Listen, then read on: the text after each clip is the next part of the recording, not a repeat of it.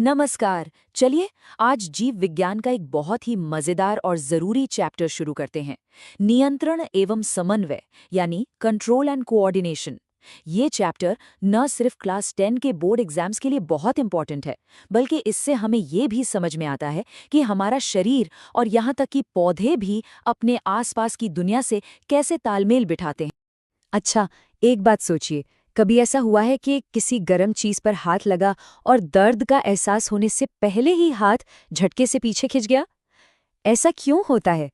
असल में यही सवाल हमें इस पूरे चैप्टर की जड़ तक ले जाता है कि आखिर जिंदा चीजों को अपने माहौल पर इतनी तेजी से रिएक्ट करने की जरूरत क्यों पड़ती है। और मजे की बात यह है कि ऐसा सिर्फ हम जानवरों में नहीं होता। पौधों को देखिए, जैसे ये छुई मुई का पौधा, इसे छूते ही इसकी पत्तियां कैसे सिकुड़ जाती हैं। मतलब जिंदा रहने के लिए हर लिविंग ऑर्गेनिज्म को, चाहे वो जानवर हो या पौधा, अपने आसपास के बदलावों पर रिएक्ट करना ही पड़ता है। तो सवाल ये उठता है कि जानवरों में ये इतना तेज कम्युनिकेशन होता कैसे है। इसका जवाब है नर्वस सिस्टम, यानी तंत्र का तंत्र। आप इसे हमारे शरीर में फैले बिजली के तारों का एक बहुत बड़ा नेटवर्क समझ सकते हैं। चलिए इसी नेटवर्क को थोड़ा और करीब से देखते हैं। अब इस पूरे बिजली के नेटवर्क की जो सबसे छोटी, सबसे बेसिक यूनिट है, उसे कहते हैं नर्व सेल या न्यूरॉन। यही वो सेल है जो मैसेज को, मतलब इन्फॉर्मेशन को, शरीर के एक हिस्से से दूसरे हिस्से तक पहुंचाता है। तो ये न्यूरॉन काम कैसे करता है? देखिए, सबसे पहले इसके डेंड्राइट वाले हिस्से पर जानकारी आती है। फिर ये जानकारी एक इलेक्ट्रिकल सिग्नल, मतलब एक बिजली के करंट की तरह, सेल बॉडी से होते हुए एक्सॉन तक जाती है। और एक्सॉन के आखिर में पहुंचकर ये इलेक्ट्रिकल सिग्नल फिर से एक केमिकल सिग्नल में बदल जाता है, ताकि वो अगले न्यूरॉन तक जा सके। है ना कमाल की बात? अब देखिए, एक न्यूरॉन दूसरे न्यूरॉन से पूरी तरह जुड़ा हुआ नहीं होता। उनके बीच में एक बहुत ही छोटा सा गैप होता है, एक खाली जगह। तो जो केमिकल सिग्नल बना था ना, उसे इसी गैप को कूदकर अगले न्यूरॉन तक पहुंचना होता है। और इसी जंक्शन को, इसी गैप को हम कहते हैं सिनैप्स। ये बहुत इंपॉर्टेंट है। तो चलिए अब वापस अपने पहले वाले सवाल पर चलते हैं। गर्म चीज से हाथ एकदम से क्यों हट जाता है? देखिए, ऐसा इसलिए होता है क्योंकि इमरजेंसी में सिग्नल्स दिमाग तक जाने का लंबा रास्ता नहीं लेते, वो एक शॉर्टकट अपनाते हैं। ये शॉर्टकट स्पाइनल कॉर्ड यानी मेरुरज्जु से होकर गुजरता है और वहीं से तुरंत एक्शन का ऑर्डर मिल जाता है। इसी शॉर्टकट पाथवे को कहते हैं रिफ्लेक्स आर्क या प्रतिवर्ती चाप। तो अब ये बिल्कुल साफ हो गया है कि रिफ्लेक्स एक्शन और हमारे नॉर्मल एक्शन में क्या फर्क है ना? रिफ्लेक्स एक्शन, जैसे हाथ हटाना, ये अपने आप होता है, बहुत तेजी से, और इससे कंट्रोल करता है हमारा स्पाइनल कॉर्ड। वहीं दूसरी तरफ चलना फिरना, ये हमारी मर्जी से होता है, हम सोच समझ कर करते हैं, और इसे कौन कंट्रोल करता है? हमारा ब्रेन। अच्छा, तो शरीर के इमरजेंसी शॉर्टकट यानी रिफ्लेक्स आर्क को तो हमने समझ लिया। अब बारी है मेन कंट्रोल रूम की, यानी हमारे ब्रेन की। चलिए देखते हैं कि हमारा ये कमांड सेंटर कैसे सारे सिग्नल्स को प्रोसेस करता है और फैसले लेता है। हमारा जो ब्रेन है वो स्पाइनल कॉर्ड के साथ मिलकर सेंट्रल नर्वस सिस्टम बनाता है। यही हमारे शरीर का मेन कोऑर्डिनेशन सेंटर है, और ये हमारी खोपड़ी यानी स्कल के अंदर एकदम सेफ रहता है। ये टेबल एग्जाम के लिहाज से बहुत जरूरी है, इसे ध्यान से देखिए। ब्रेन के 3 मेन हिस्से हैं। फोब्रेन यानी अग्र मस्तिष्क, ये हमारा सोचने वाला हिस्सा है, जो हमारी मर्जी वाले सारे काम कंट्रोल करता है। फिर है मिड ब्रेन, जो बिना सोचे होने वाले कामों को कंट्रोल करता है। और आखिर में है हाइंड ब्रेन यानी पश्च मस्तिष्क, जो बॉडी का बैलेंस और सांस लेने, ब्लड प्रेशर जैसे सबसे जरूरी काम संभालता है। ठीक है, तो एनिमल्स की बात तो हो गई, पर पौधों का क्या? उनके पास तो न ब्रेन है, न कोई नर्वस सिस्टम, तो फिर वो अपने सारे कामकाज को कंट्रोल कैसे करते हैं? वो कोऑर्डिनेट कैसे करते हैं? यहाँ पर दोनों में फर्क बिल्कुल साफ है। एनिमल्स में नर्वस सिस्टम की वजह से रिएक्शन बहुत फास्ट, एकदम बिजली की तरह होता है।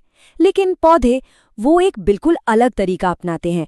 वो केमिकल्स का इस्तेमाल करते हैं। हाँ, ये तरीका थोड़ा धीमा जरूर है, पर पौधों के लिए ये एकदम परफेक्ट और असरदार है। पौधों की ये जो मूवमेंट होती है ना, जो किसी खास दिशा में होती है, उसे ट्रॉपिज्म या अनुवर्तन कहते हैं। जैसे पौधे का तना हमेशा लाइट की तरफ बढ़ता है, इसे कहेंगे फोटोट्रॉपिज्म। जड़ें हमेशा जमीन के नीचे ग्रेविटी की तरफ जाती हैं, उसे कहेंगे जियोट्रॉपिज्म। और पानी की तरफ जाने को हाइड्रोट्रोपिज्म, है ना सिंपल?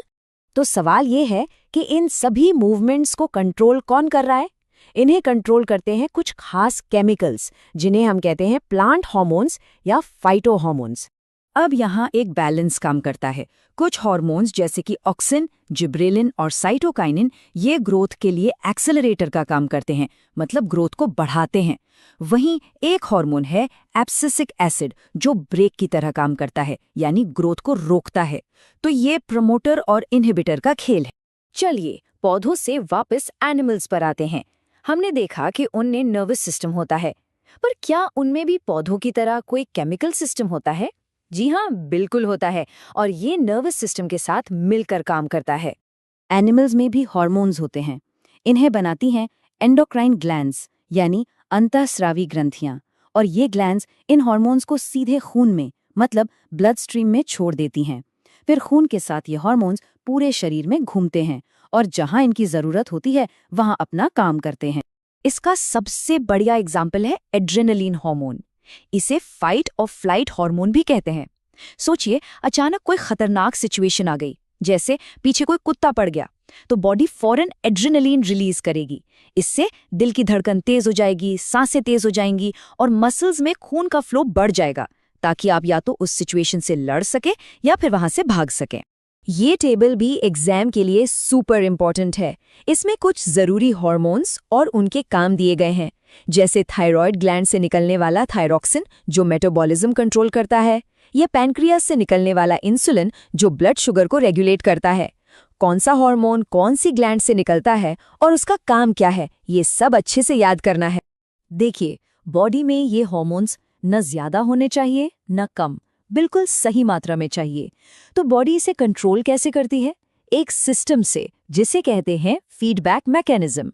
जैसे मान लीजिए खून में शुगर बढ़ गया तो पैनक्रियास इंसुलिन रिलीज करेगा। जब शुगर नॉर्मल हो जाएगा तो इंसुलिन का रिलीज होना अपने आप कम हो जाएगा। इसी ऑटोमेटिक कंट्रोल को फीडबैक मैकेनिज्म कहते हैं। तो चलिए फटाफट से सब कुछ समराइज कर लेते हैं। हमने क्या क्या सीखा? पहली बात, हर जिंदा चीज अपने माहौल पर रिएक्ट करती है। दूसरी, एनिमल्स के पास दो सिस्टम है, एक सुपरफास्ट नर्वस सिस्टम और एक थोड़ा स्लो केमिकल यानी हार्मोनल सिस्टम। तीसरी बात, पौधों के पास सिर्फ केमिकल सिस्टम होता है। और आखिर में, ये दोनों सिस्टम, नर्वस और हार्मोनल, मिलकर ही हमारे शरीर का कंट्रोल और कोऑर्डिनेशन संभालते हैं। और जाते जाते एक सवाल छोड़ जाता हूं, जिस पर सोचिएगा जरूर। एक जानवर जिसके पास तेज नर्वस सिस्टम है और एक पौधा जो सिर्फ धीमे केमिकल सिग्नल्स पर जीता है, इन दोनों के लिए दुनिया को महसूस करने का तरीका कितना अलग होगा, है ना? बस इसी सवाल के साथ आज का ये सेशन खत्म करते हैं।